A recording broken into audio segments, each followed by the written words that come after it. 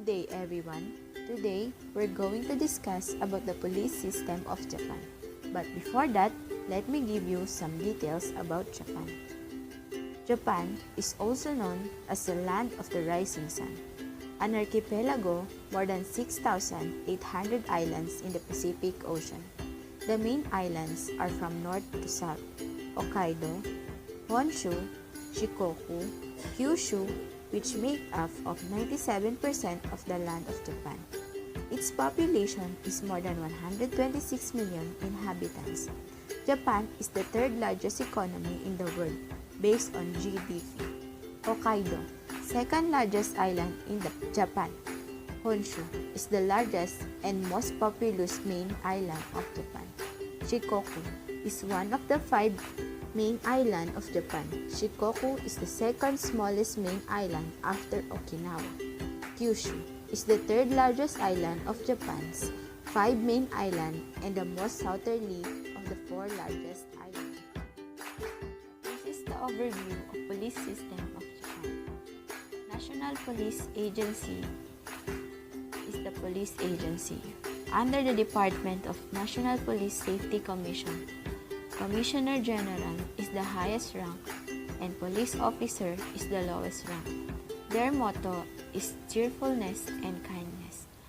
Their type of law enforcement is centralized. Estimated strength 300,000. Short history of police system in Japan.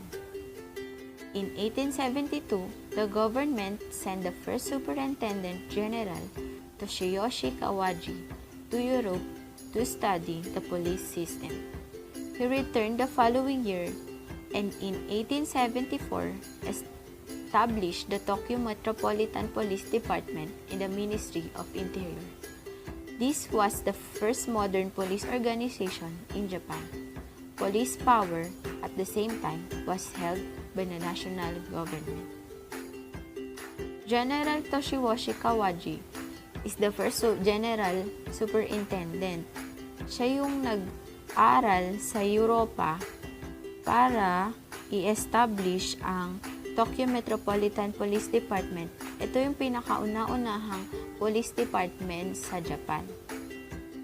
In the process of democratization of Japan after World War II, under the former Police Act enforced in 1947, the Public Safety Commission system was established. This created a structure consisting of national and municipal police with the aim of ensuring democratic management and decentralization of police power. This is General Toshiyoshi Kawaji, also known as Kawaji Toshikana. He was a Japanese statesman and a chief police during the Meiji period. A Satsuma domain samurai initially tasked to study foreign system for application in the Japanese military. Kawaji fought against forces loyal to the Tokugawa shogunate during the Boshin War. Later, his work on setting up the Japanese police at the aftermath of the Meiji Restoration, first as Rusatsu and then as the Keisatsu, earned him the recognition as the founder of Japan's modern police system. Besides his police and military work, he was also noted for his contribution to the development of Kendo, a Japanese martial art. So, this is General Toshiyoshi Kawaji. He is the first Japanese statesman and a chief of police during the Meiji Era. The former Police Act had an epochal significance in that it aimed at democratizing the police. However, it had an institutional shortcoming such as the existence of the multitude of municipal police forces in parallel with the national rural police. This caused several problems such as the inefficiency of police forces, operation, and a low cost effectiveness due to the geographical segmentation of police units and the unclear distinction of responsibilities between the municipal police forces and the national government in terms of maintaining public peace and order. retaining the good features of the former act, remedying its institutional shortcomings. The former Police Act was amended in its entirely into the present act in 1954. The National Police Academy was established and the present police system was formed. Police system in Japan. Name of police agency in Japan is National Police Agency or NPA. Sa Pilipinas, ang tawag natin sa police agency is PNP or also known as Philippine National Police. The National Police Agency is an agency administered by the National Public Safety Commission of the Cabinet Office of the Cabinet of Japan and is the central agency of Japanese police system and the central coordinating agency of law enforcement in situation of national emergency in Japan. This is the ranking system in Japan, the insignia, and the police ranking. There are two types of law enforcement officials in Japan. First, police officers of prefectural police departments, prescribed as the judicial police official under Article 189 of the Code of Criminal Procedure. Second, special judicial police official, prescribed in Article 190 of the same law, dealing with specialized fields with high expertise. Ang type of police system nila ay centralized. Tulad dito sa Pilipinas, ang centralized ay police system in which there are a national police agency or a police institution which is centrally commanded and controlled through a vertical chain of command. Ito yung may sinusunod na mas head bago gumawa ng act. For 2020, Japan is ranked 5 of 138 out of the countries considered from the annual GFP review. Peace Preservation Law of 1925 give police authority to arrest people. So, year 1925 pala, nabigyan yung mga police sa Japan or NPA na maghuli or binigyan na sila ng authority para manghuli ng mga tao. Special Hire Police created to regulate the content of motion pictures, political meetings, and election campaign. 1947, Police Law. Police system was decentralized. So, bago pala sila naging centralized, year 1947, ang police law nila ay decentralized. Municipal police and rural police were established, controlled by the National Public Safety Commission. Revised Police Law of 1954, centralized police system.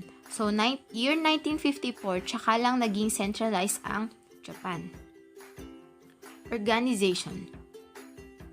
National Police Agency, Keisatchucho, a civilian law enforcement agency formed in 1954 and is known as Keisatchucho.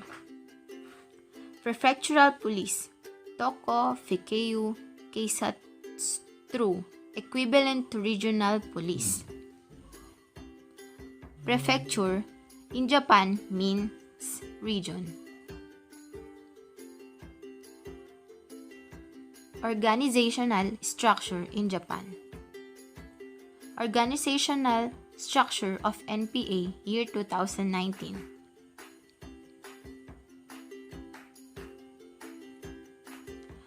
Commissioner General is the highest position. Director, Head of Prefectural Police. Senior Policeman, position, awardness to Junsa. To become a police officer in Japan, a person must at least a high school graduate, must pass a notion exam, and third, once these requirements are met, the person must undergo a year training in which consists of classroom, field, and a physical training in order to prepare them for work as an officer. Military enrollment is voluntary in Japan to those who are over age of 18. And now we will talk about the Japan Fire Arts. And these are the life of the Japan parks.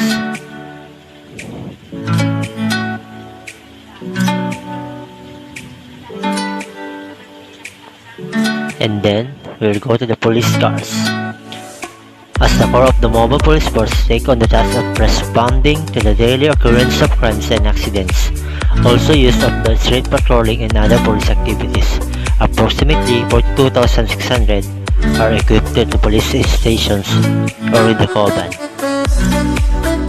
Sedan type police vehicles: Toyota Crown Normal, Toyota Crown Speed, Toyota Crown City, Toyota Crown Guard, Honda Insight, Toyota Prius, Mazda Atenza, Mitsubishi Lancer, Mitsubishi Mira, Nissan Tiana, Subaru Leverage, Subaru Legacy, Suzuki Kizashi, Toyota Allion, Toyota Mark X, wagon and crossover type police vehicles: Mazda CX-5, Mitsubishi Outlander, Mitsubishi RBR, Mitsubishi Mirage, Nissan Caravan, Nissan Note, Nissan Titan, Suzuki Swift, Toyota Land Cruiser, Toyota Prado, Mitsubishi Delica, Toyota Estima, Toyota Hiace. And then the police motorcycles: Honda CB 1300, Yamaha FJR 1300, Honda CFR 800, Rikuo, Honda Goldwing, Harley Davidson, Yamaha Zero, Ninja, Imperial Guard. And then the highway patrol vehicles: Acura, Toyota 86, Nissan GTR, Nissan Z, Honda NSX, Mazda RX-8, Nissan Fire Lady, Nissan R34. And then the undercover police vehicles: Lexus GS, Lexus IS, Lexus LS, Lexus NX, Toyota Majesta, Toyota Mark X, Toyota Crown, Toyota Crown 2, Toyota Crown 3, Toyota Crown 4, Subaru Legacy, Nissan Tiana, Nissan Skyline, Nissan GTR, Suzuki Kizashi, Suzuki Escolo, Toyota Prado, Toyota Hilux. And the special police vehicles: Imperial Guard, Airport Mobility, Emperor's Limousine, Prime Minister Guard, Anti-Riot Vehicle, Police Lighting, Police Rescue, Anti-Riot, then Anti-Riot ulit. Another type ng anti-riot: Police Ladder, Special Truck. Another type of anti-riot. Also, Police Command Vehicle, Police Off-Road Vehicle, Police Rescue Truck, and Rescue Trucklet, Police Off-Road Truck, Police Special Surveillance Truck, Police Transporter, Special Command Vehicle, Transporter, Cyber Security Truck. The police helicopters used extensively for traffic control, surveillance, pursuit of suspects, rescue and disaster relief.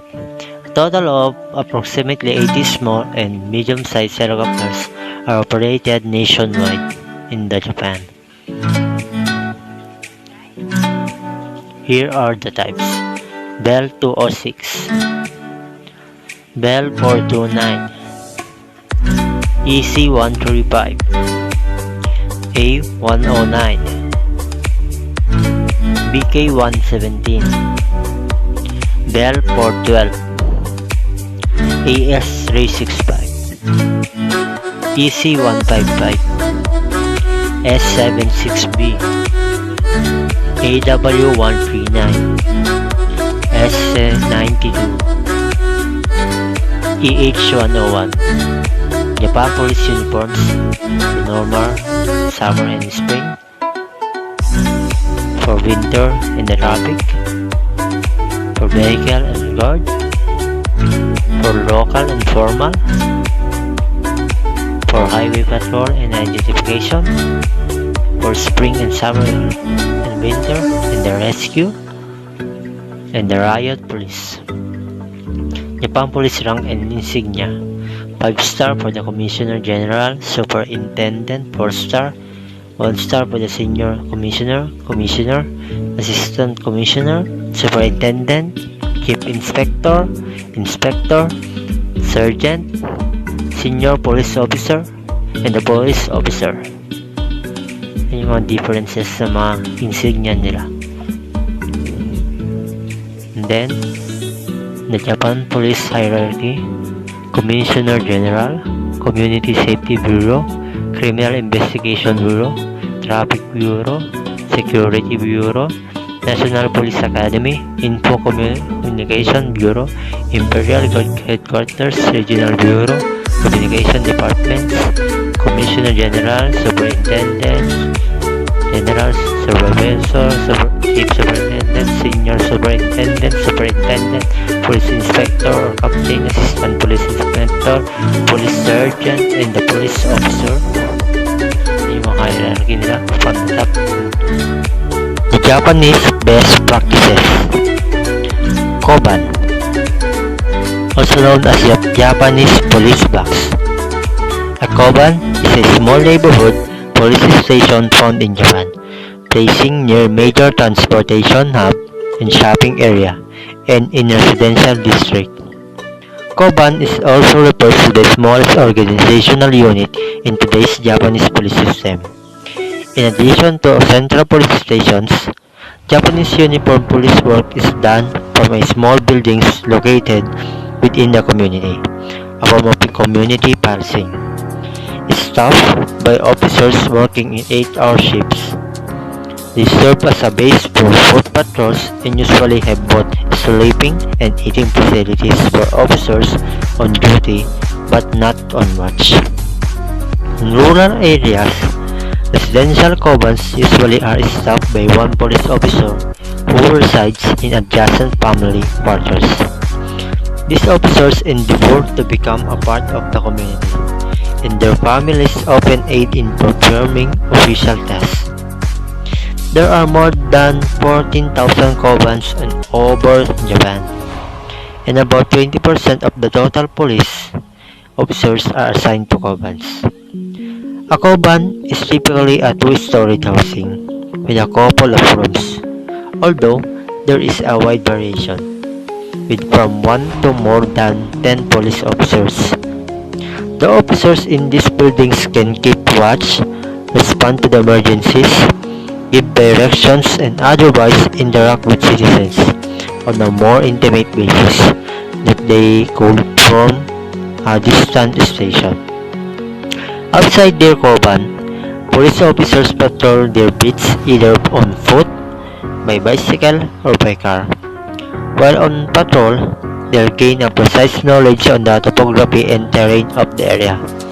Questions suspicious-looking persons, provide traffic guidance and enforcement, instruct juveniles, rescue the injured, warn citizens for imminent dangers, and protect lost children and those under the influence of intoxicated. Although often translated to English as police box, the Koban bears little resemblance to the British police box. Officers assigned to Koban have intimate knowledge of their jurisdictions.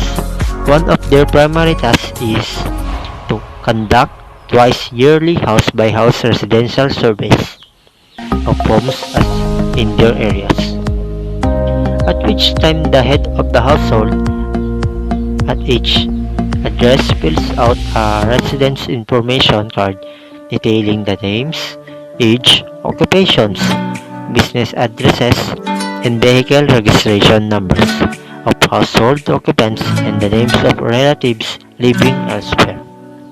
Police take special note of names of the aged or those living alone who might need special attention in an emergency. They conduct surveys of local businesses and record employee names and addresses.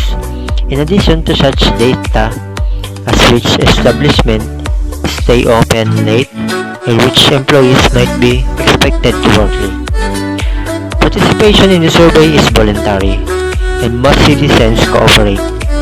Information elicited, though the survey is not centralized but is stored in each Koban, where it is used primarily as an aid to locating people.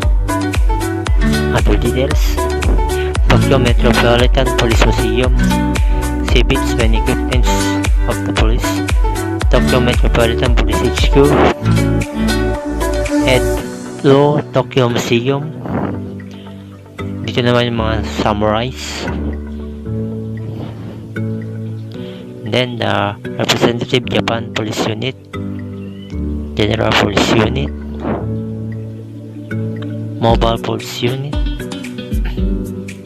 or Urban Guard Police, Bicycle Police Unit, National Court Guard, Security Police Unit,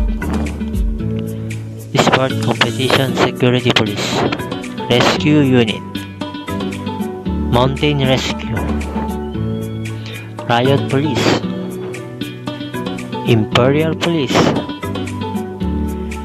Metropolitan Horse and Carriage Guard, Imperial Horse and Carriage Guard, Tokyo Imperial, Kyoto Imperial, K9, SAT, SIT, MAAT, RATS, Special K9, Special K9, SRP,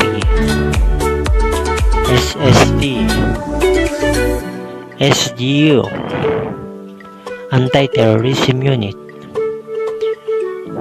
ART, Ninja Motorcycle Unit, Motorcycle Police, Urban Police Vehicle, Imperial Guard, lastly, the Special Vehicle Squad. Details. Kempetai, Japanese Army's military police.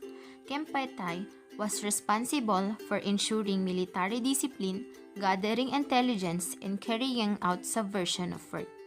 Kempetai was the military police of Imperial Japanese Army from year 1881 to 1945. Tokeitai, Japanese Navy. Their work is equivalent to Imperial Japanese Army. Kidotai, Riot Police. These units are not only riot police. It is a type of emergency service unit to maintain public order against large civil disorder, disaster response, or other emergency situations. Some reasons of having low crime rates are the characteristic of this country, which includes community policing, or police boxes, a patriarchal family system, the importance of higher education, and the way business served as the surrogate families. This Asian country is a shame-based rather than guilt-based as the Western society. For example, it is unthinkable to commit a crime in such places because of the shame it would bring upon one's family and the business or corporation with which that family is associated with. Parang sa kanila kasi nakakahiyang silang mag-commit ng crime, especially kung may business sila or may kaya. Or imagine, ikaw ay isang Japanese family at may business kayo. Siyempre, nakakahiya na mag-commit ka ng crime lalo kung malalaki ang mga investors ng company ninyo.